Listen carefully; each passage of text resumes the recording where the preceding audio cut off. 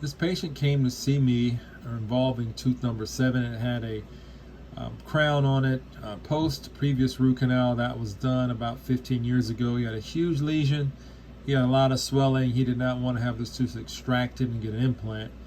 So we put him on some antibiotics for a week. He came back. The swelling was down. We decided to do a limited field of view 3D CBCT on this case here.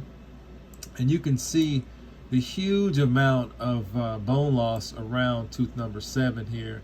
And this is on the buccal aspect.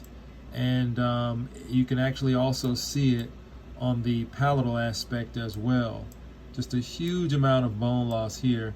So what we decided to do, we decided to retreat this case. So let me show you just the coronal slice on this case here. And I'm sorry, this is a sagittal slice, so you can see the large lesion that's present here. So we decided to retreat this case. So we brought the patient back in.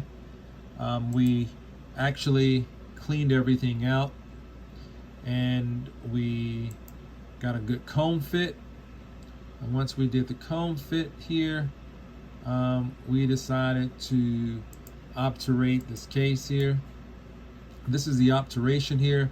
There was a perforation that I repaired with some bioceramic putty, and we obturated with bioceramic sealer and got a percha here.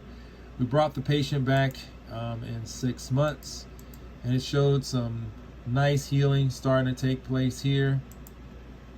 And so the patient didn't have any swelling. We're starting to see some nice osseous healing.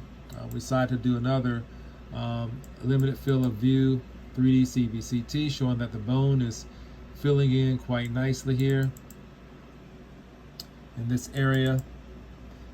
And hopefully he's gonna keep this tooth as long as possible. This is just another CBCT of that, showing that the bone is filling in quite nicely in only 6 months.